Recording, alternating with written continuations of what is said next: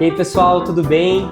Terceiro episódio do Bate-Papo de Valor para falar de um tema que eu gosto muito, que é vinho, aqui em São Paulo, direto do apartamento da Clara e do Guilherme, que são grandes amigos nossos, para falar um pouco mais desse negócio aqui que todo mundo gosta. Quem não gosta, né? Quem não gosta, né? Clara, sommelier, para a gente falar de um tema que, poxa, tem crescido cada vez mais aqui no Brasil, né, Clara? Pô, se apresenta para o pessoal e fala um pouquinho sobre isso. Cara, eu sou sommelier, trabalho no mercado há quase 20 anos. Hoje em dia eu faço consultoria para restaurante, divido esse timing de trabalho de sommelier junto com maternidade, então vira tudo um bololô só, e aí a gente faz o que dá. Parte de comunicação, tentar criar conteúdo de uma forma mais prática, didática, para as pessoas entenderem e fazerem escolhas mais assertivas no dia a dia, consultoria de carta de vinho, enfim, importação de vinho. A gente está aqui para o que a gente puder ajudar.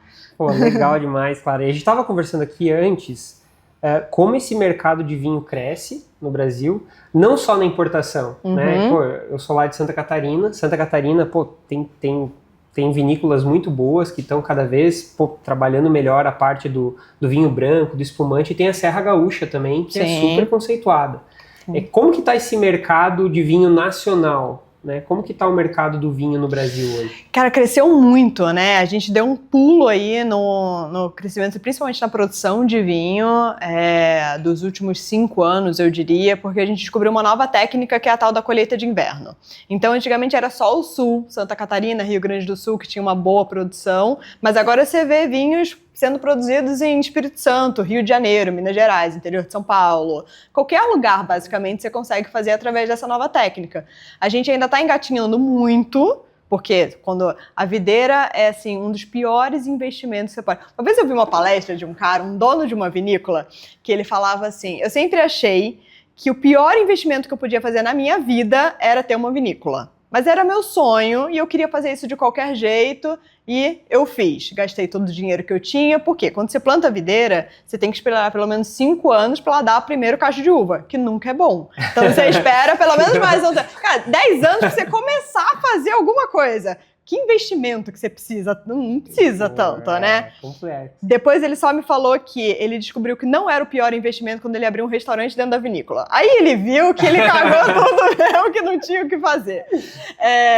Mas e realmente, quando você monta uma vinícola, é um investimento de no mínimo 5 anos iniciais, para você começar a fazer alguma coisa. A gente começou há 5 anos atrás. Muita gente descobriu na pandemia. A pandemia pra gente foi um divisor de águas no negócio do vinho.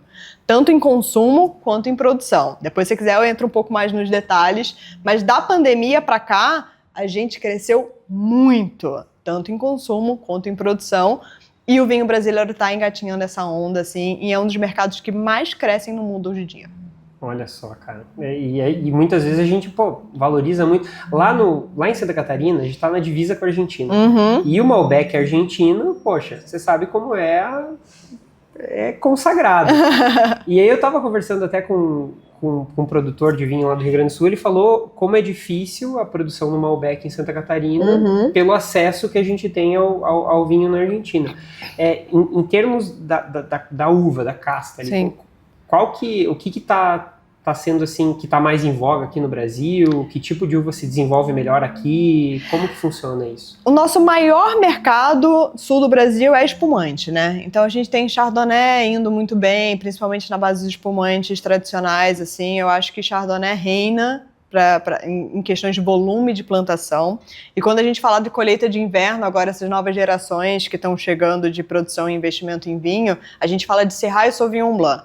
Mas, de novo, a gente começou tem muito pouco tempo. Eu acho que a gente ainda tem um caminho grande aí para descobrir várias outras uvas que podem se dar muito bem em diferentes lugares. Mas eu diria que top 3, Chardonnay, Syrah, Sauvignon Blanc. Olha. E você sabe, o bate-papo aqui de valor, ele é muito nessa pegada de empreendedorismo, de mercado.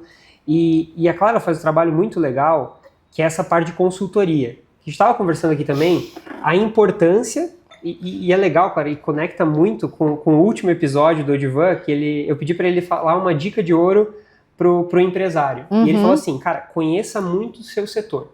Saiba todas as minúcias do teu setor. gente estava falando aqui, eu vi um vídeo muito engraçado de um cara que fala que, pô, ele só num ajuste que ele fez da salada que ele entregava de graça lá, ele conseguiu uma margem significativa no mês. E quando a gente fala de um restaurante para elaborar uma carta de vinhos, isso pega muito também. Porque não é simplesmente você ir lá escolher uma carta de vinhos que minimamente converse com o teu cardápio e botar para rodar. Como que funciona esse trabalho de consultoria em restaurantes? Hoje eu sei que você tem um trabalho muito legal com muitos restaurantes aqui de São Paulo. Qual que é o impacto que isso causa na escolha de uma carta de vinhos nesse segmento que, pô, cresce muito aqui no Brasil? Sabe o que é muito engraçado? Quando você fala profissão sommelier, para qualquer pessoa que fala, me apresento como sommelier, o que passa na cabeça da pessoa? Nossa, você passa o dia inteiro bebendo. Você tem o trabalho dos sonhos, queria eu fazer a mesma coisa que você faz. Cara, beber é uma mísera parte do meu trabalho, assim. Diria que 80% do meu trabalho hoje em dia é fazer conta. E aí vem uma coisa de administração, de economia, que mais controverso que seja, as escolas de sommelier não ensinam.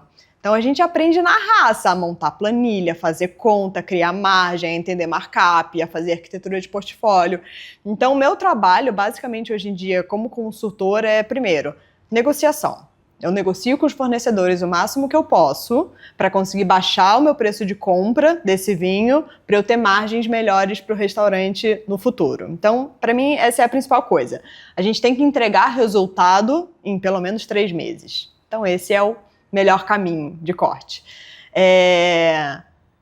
Quando você entende a margem que você pode ganhar em cima do vinho, você tem que criar toda uma logística do quanto de margem você quer criar para não quebrar um restaurante, porque a verdade é, se você vai abastecer uma adega, aqui nessa adega, por exemplo, a gente tem 100 garrafas, é uma adega de casa. Uma adega de restaurante você tem lá 1000. Se você for fazer uma compra de 1000 garrafas e fizer uma compra errada, que não vai gerar, em 3 meses você quebra o restaurante. Então ninguém entende o quanto que a gente tem que fazer de conta para fazer isso realmente um business. Porque é um dos maiores business do restaurante, é um investimento em vinho. E, assim, no restaurante, cada folha de alface conta, cada garrafa de vinho conta muito mais. E a margem de lucro realmente pode ser muito grande e pode ser muito ruim também se for mal administrada. Então, se você compra um rótulo caro que fica parado lá, é o seu dinheiro que está parado, é o seu caixa que fica parado e aí você não consegue gerar isso. Então, não só escolher o rótulo certo, mas treinar a equipe para que aqueles rótulos girem da forma adequada e você tenha uma saúde financeira saudável dentro do seu negócio. Boa.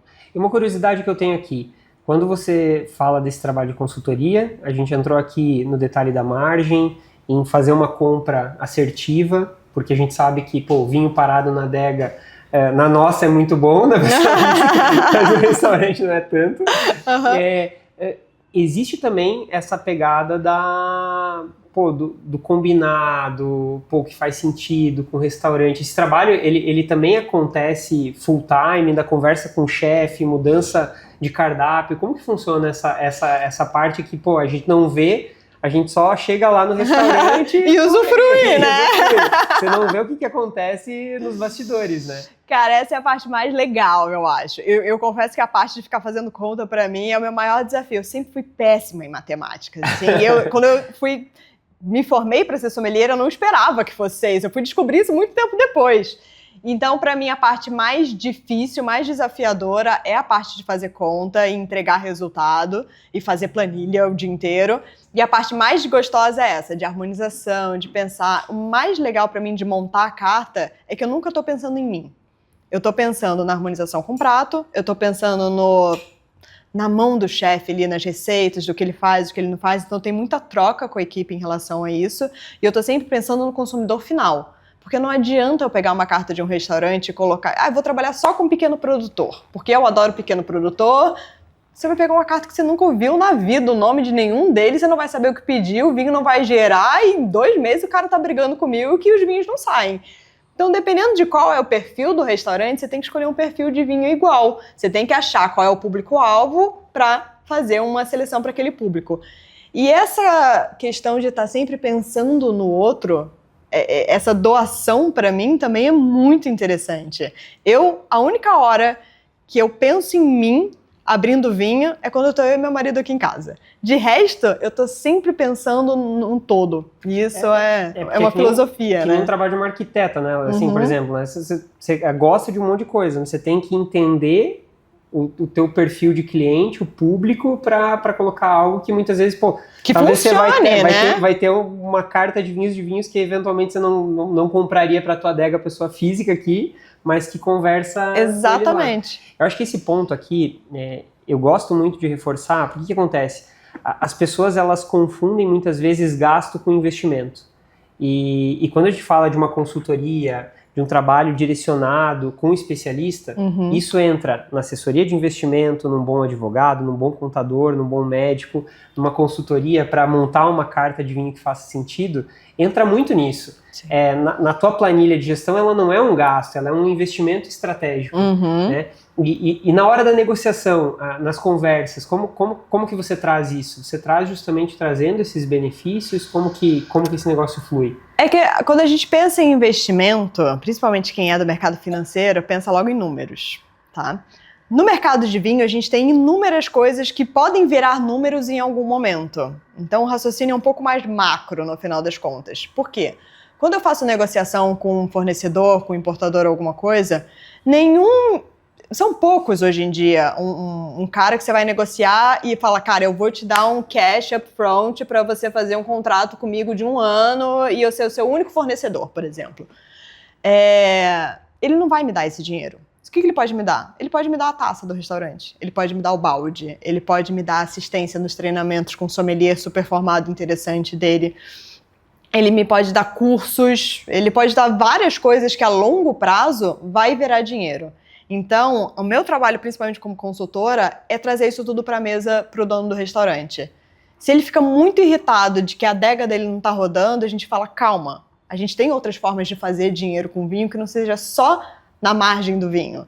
A gente tem 1 milhão de formas de achar o cara, a gente pode pedir para ele imprimir o seu cardápio. Tudo isso é custo para um restaurante, que você tem que pensar em larga escala. Tudo isso vira dinheiro em algum momento. Então, eu acho que a parte mais prazerosa do meu trabalho é trazer saídas para os restaurantes, de achar dinheiro rápido, fácil e que dê volume para ele poder criar e investir em outras coisas que são mais interessantes. Porque aí ele vai ter fôlego para criar uma carta que talvez ele não conseguiria antes. Porque ele vai conseguir ter dinheiro para comprar um vinho mais caro e aí a gente, aos poucos, com tudo isso, a gente acaba educando o consumidor final também. Porque você vai fazendo uma seleção de vinhos melhores e aí, cara, é assim que o mercado cresce. Começa de uma consultoria e termina no consumidor final que aprende a comprar vinho interessante no Brasil. Então, o mercado de vinho hoje em dia, por exemplo, movimenta em torno de 20 bilhões por ano da economia do Brasil. Não é muita coisa, mas se você pensar que o mercado de vinho está crescendo 20% ao ano, em pouco tempo a gente pode chegar num número bem significativo. Caramba.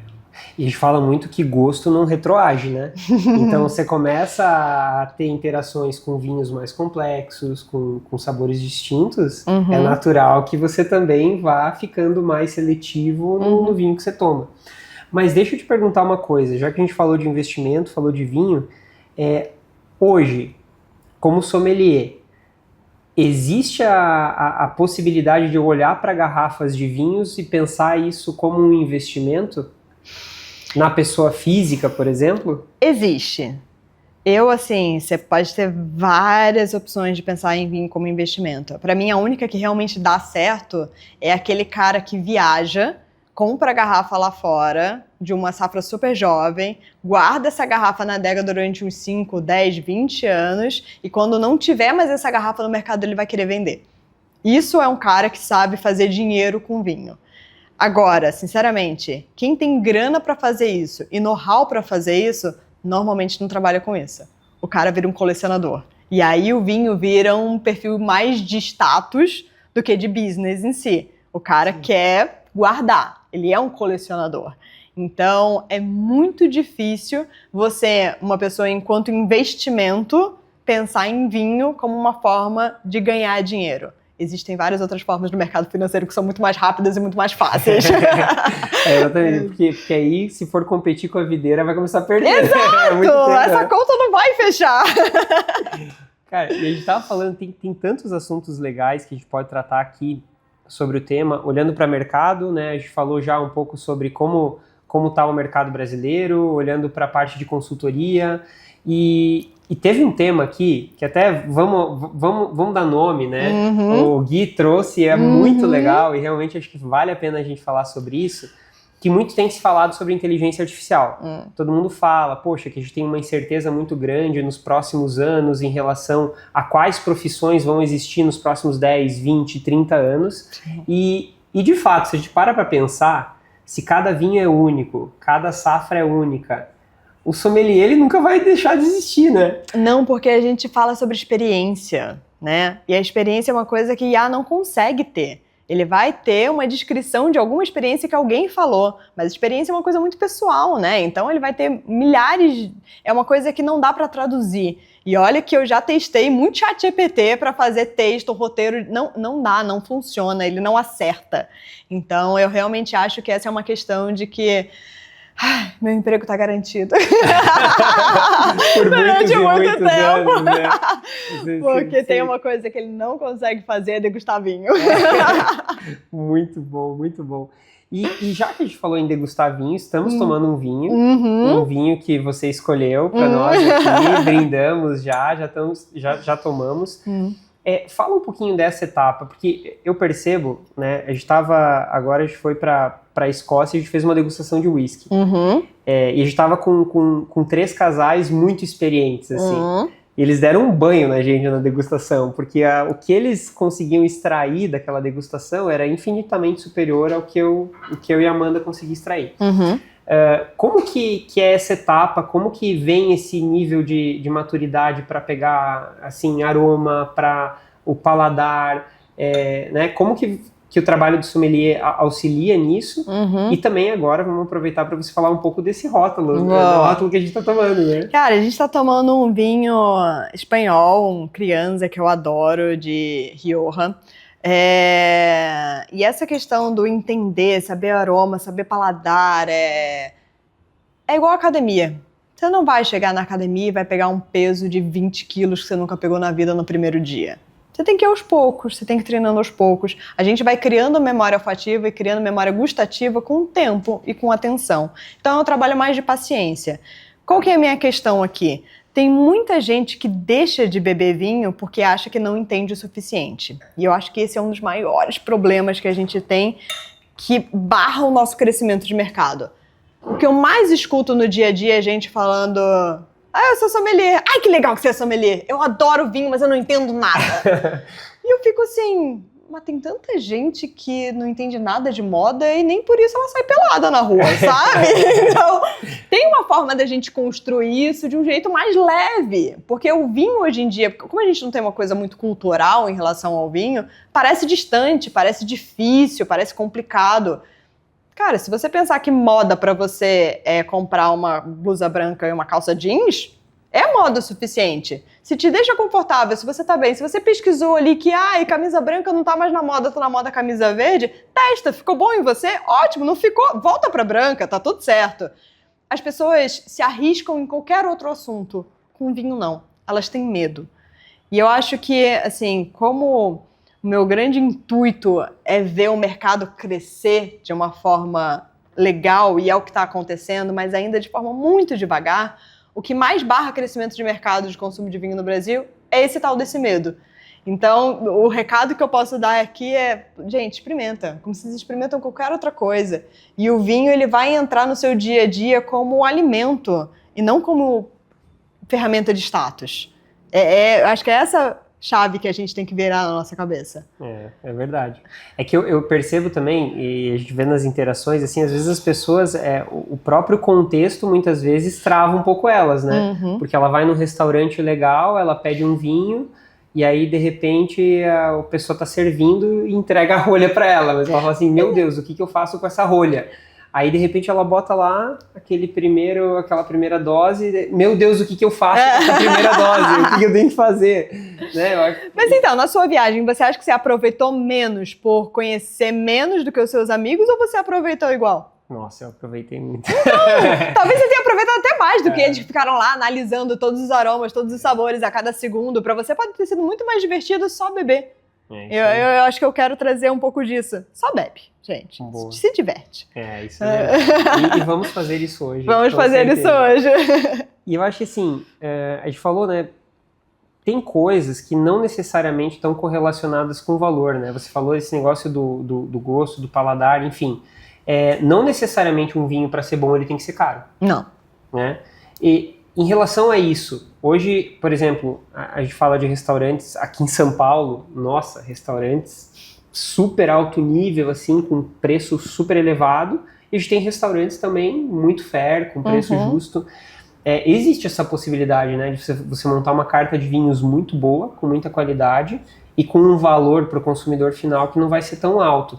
Como que você olha para isso, assim, dentro do Brasil e num contexto geral, assim, se tratando de vinho? A grande verdade é que aqui no Brasil a gente bebe imposto, né, no final das contas. A gente tem, cara, só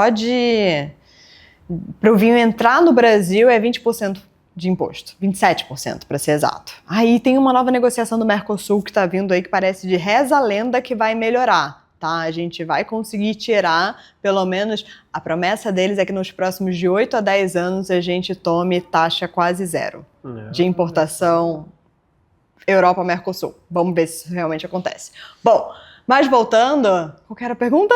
A respeito do preço, assim, né? Como que... Bom, dessa relação custo-benefício. Eu sempre falo que vinho caro, ele tem a obrigação de ser bom. O negócio de você achar vinho barato, bom, é caixinha de surpresa. Existe? Existe. O que é vinho barato? O que é custo-benefício? É relativo. Porque o que é custo para você pode não ser custo para mim, e depende do quanto que isso é custo, do quanto que você quer desembolsar, né? Eu diria que vinhos entre 100 e 200 reais, hoje em dia, são vinhos acessíveis, de altíssima qualidade. Abaixo disso, tem uma zona turbulenta ali, é nebuloso, dá para achar, mas a sua margem de erro é muito grande. E eu diria que um bom investimento num vinho, se você não é um super conhecedor e não vai mega usufruir daquilo, até 500, 600, 700 reais eu acho que é um limite. Mais do que isso, é só alguma coisa que você tem muita certeza de que você vai usufruir aquilo com muito gosto. Se não, tem muita coisa nessa faixa de 500 reais, incrível, que vale isso, que de fato vale isso. Você está pagando o valor que é adequado ao rótulo. E quando a gente entra nessa parte do rótulo, como que você, assim, o que o brasileiro tem consumido mais? Né? Porque a gente falou ali do mercado brasileiro, o que o Brasil entrega de melhor hoje. Mas o brasileiro, e de repente aqui, como o mercado não é tão maduro, a gente pode elevar um pouco o nível do ticket ali, pensando no que o brasileiro alta renda tem consumido mais de vinho. Importação sempre foi o nosso forte, em qualquer setor, né, no final das contas. A gente sempre consumiu muito Argentina, Chile, Uruguai, porque estão próximos e a logística barateia bastante o vinho. Mas as moedas nesses lugares estão ficando cada vez mais fortes. Na Argentina, por exemplo, está virando uma loucura o negócio. Então, antigamente valia a pena a gente ir para Mendonça, se divertir, trazer uma mala cheia de vinho e ficar tomando isso nos próximos 6 meses. Hoje em dia não vale mais a pena. O preço está quase de igual para igual. E durante a pandemia, uma coisa maravilhosa que aconteceu foi que o brasileiro descobriu que ele não precisa viajar para comprar vinho bom. Dá para ele achar vinho bom e por um preço ok aqui. Porque o que a gente tinha cultura muito desse brasileiro rico era de que vou viajar para comprar um monte de vinho, para aproveitar essa oportunidade, vou trazer para o Brasil e vou usufruir disso aqui. Na pandemia ninguém conseguia viajar, que todo mundo queria tomar vinho, aprender que podia comprar aqui. Com isso, os e-commerces melhoraram muito, o mercado começou a trazer coisas que antigamente não valia a pena trazer. Então a gente, enquanto mercado, na pandemia a gente cresceu 70% em um ano. Hoje em dia a gente cresce 20% por ano, mais ou menos. Já é um crescimento muito alto. Hoje em dia, o maior mercado de crescimento de consumo de vinho é o Brasil. Todo mundo está de olho na gente, porque a gente está se alavancando muito nesse sentido. Mas enfim, a gente aprendeu a consumir vinho aqui. A gente ainda faz muita importação. se eu não me engano, em torno de 67%, 70% dos vinhos de consumo é importação e não vinho nacional. A gente ainda está engateando no vinho nacional, ainda tem muito medo, ainda tem muito receio, a gente ainda vai demorar um pouco para quebrar essa barreira. E eu acho que os países do velho mundo ainda estão no top de consumo. Assim. Então, Itália, França caiu um pouco porque perdeu muito mercado para a China, mas eu diria que Itália, Espanha está com custos de benefícios incríveis, Portugal também, e Itália em terceiro lugar. Então, se a gente puder falar Portugal, Espanha e Itália, tá esse top 3 de consumo top 3. Brasileiro. Muito legal. Então, veja, né, pessoal, aqui em pouco tempo, quantos temas a gente consegue abordar dentro de um setor muito específico e que tem crescido muito no Brasil, pô. Se depender da gente, vai continuar crescendo, né? Caramba. Então, acho que, pô, já está chegando no nosso momento final aqui. Claro, pô, queria deixar super aberto aqui para você dar um recado final para todo mundo que está nos assistindo. Esse é o 3º episódio aqui do nosso bate-papo. Pô, obrigado por ter topado, tá muito legal, muito bom vocês terem recebido a gente aqui. Então, pô, um recado final para quem gosta ou para quem quer conhecer um pouquinho mais de vinho. Eu acho que o recado para o novo consumidor brasileiro entendam que o vinho faz parte do seu dia a dia. Eu acho que cada vez mais a gente vê o maior crescimento de consumo com jovens, inclusive, porque eles estão perdendo medo do rótulo, da rolha, dessa tradição toda. O vinho pode ser jovem, o vinho pode ser revolucionário, o vinho pode ser um pouco anarquista, o vinho pode ser o que você quiser, porque existe vinho para todo mundo, de todos os lugares, com todos os perfis. Então, trata o vinho como uma coisa do dia a dia, mais pé no chão, mais sem medo, mais como consumo, mais como comida, menos como bebida alcoólica, menos como status, menos como querer aparecer. É só usufruir. Sensacional, muito obrigado, espero que vocês gostem, sigam a Clara aqui, porque tem muito conteúdo muito legal, eu recomendo, eu assisto todos os vídeos e tem muitos insights legais, muito obrigado e para encerrar nada melhor que um brinde, né? Saúde! Sempre, saúde! Valeu pessoal, até mais! Tchau, tchau!